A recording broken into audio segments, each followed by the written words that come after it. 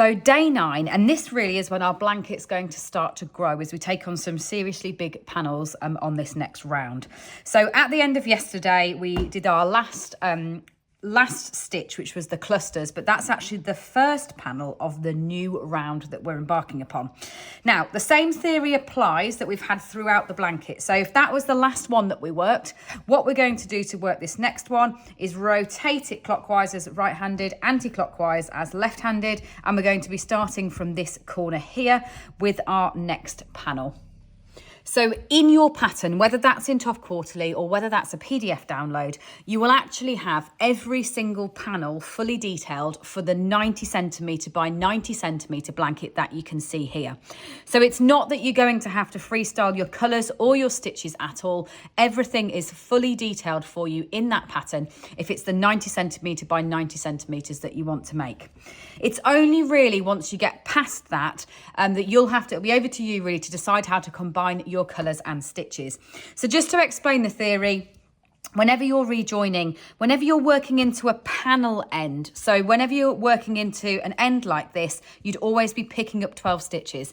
Then you'll be working however many other stitches you have on that side. So say for example here, I'd be doing 12 here, working however many I've got in my central panel, and then I'll always be picking up 12 again off the end. When I then rotate that back round and I go the other way, obviously it will be different again because I'll then be picking up my 12 from the top of my panel end and then working the ones that are on that panel to continue that around. So you're always rotating, adding those extra panels on using exactly the same theory that we've used so far. So if you are working the 7 colour original blanket from the magazine, the pattern has been designed so that you're not actually going to be ever working a colour next to the same colour. So they're really nicely spread out for you, so it's lovely and balanced, and you're not working the same stitch in the same colour twice. So really, really, really satisfying. If you want to go beyond this 90 centimetre, then what you're going to have to do is just follow a few rules to make sure that the stitches will fit. So earlier on in the cowl, I made reference, and you might have noticed it in your pattern, to verticals and horizontals. And this is because of the stitch counts, some of the stitches work on some sides and not on others. So the stitches that work on all of them, that you could then work on any side, would be your trebles. Obviously, they work on every single side, so you know you can always use that as a panel wherever you want to, just your straightforward trebles. Then your front post, back post, this will also work on any side, so you can make any panel in your front post, back post trebles. Then your twist trebles, which are these ones here, this panel can also work on any side, so you can always do that wherever you want to. And then finally, your clusters will as well. So this panel, this panel, this panel, and this panel, you can work those wherever you want to. So the ones to really watch out for is basket weave can only be worked on vertical. So this is your basket weave here. You can only work that up your blanket. So if you've got your blanket positioned like this, the verticals are the ones that run this way. Your horizontals are these ones. You can only ever work your basket weave on a vertical. So just remember that. And that's why you've got your basket weave here. You've got your basket weave here, and you've got your basket weave on the far outer here in your cocoa. So you can see that that stitch is only ever on the verticals. Now, when it comes to the bobbles and the waffle, so the bobbles are the orange ones that you can see here. Obviously, your camel ones here. Now, you can see straight away, they've been worked both on vertical and horizontal, but we've given you 2 different patterns so that you can do that. So just be super aware that in your pattern where it says in brackets at the end, horizontal or vertical, make sure you've got the right version when you're doing those bobbles, and your waffles are the same. So you've got a waffle here in yellow running horizontally, and then a waffle here in fudge running vertically. So I know that sounds complicated initially. You don't have to worry about it if you're just going for the 90 by 90. It's all stated in your pattern. That's only to give you the building blocks that if, like me, you're feeling like this is going to be your big project for the autumn winter this year, you might even add to it throughout the course of the year and come back to it next year. The nice thing is when you're making a project like this, it will keep you warm while you're making it. So you can wear the blanket on the sofa while you're still adding to it. And then you can just take your time and put in the new panels as you go. So it's really just giving you those building blocks rules for expanding that blanket out as far as you want it to go.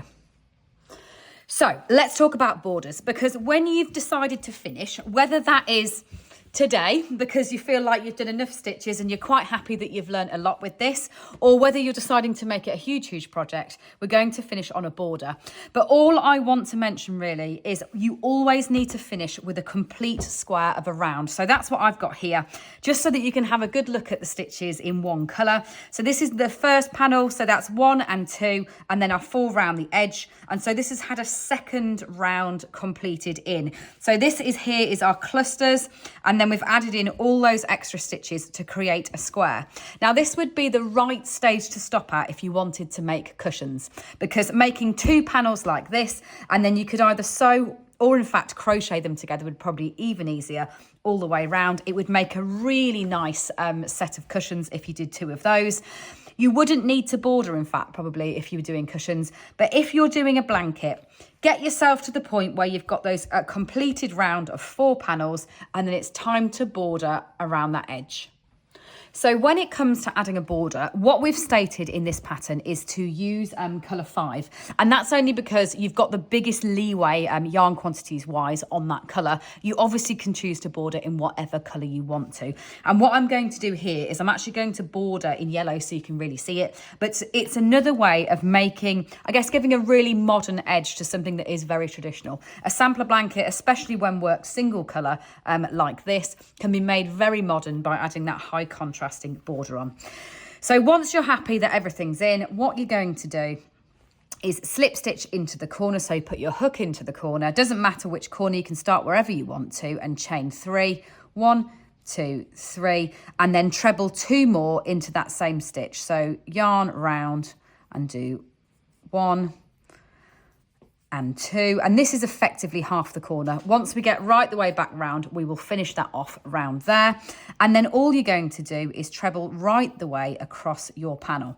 Now the reason why the stitch numbers aren't stated is because it will depend on how big your blanket ends up. So the idea is that this is a universal border technique that you can use whether yours is small or whether it's absolutely huge.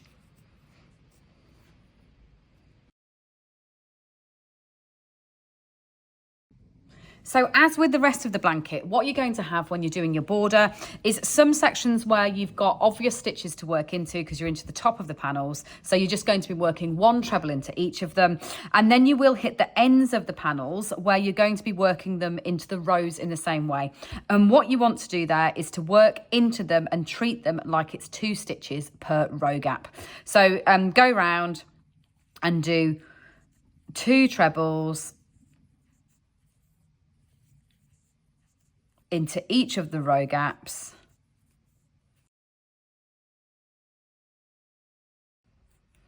And then what we're going to do is turn the corner. So to turn the corner, in that last one, you want to be doing your 2 trebles, then chain 1, and then you're going to turn it around but still be working into that same one.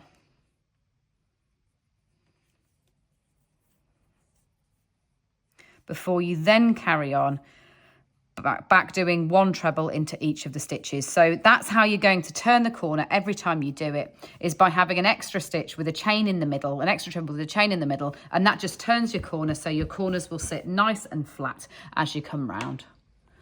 So obviously you're not going to be putting your border onto your blankets today. It could be days, weeks, months from now, but at least I've given you the theory of how to add that border on when you decide your blanket is the size that you want it to be. So what I'm then going to do in tomorrow's video is go through washing and blocking, caring for your blanket, and of course sewing in all these ends in the best and neatest way. Then thank you for all your questions. I'm going to troubleshoot through all of those in that final video, so you'll have all the answers to your questions, and please share your pictures. I've thoroughly enjoyed going through all these different techniques with you. I've loved your colour choices, so please show me your blankets when they are finished.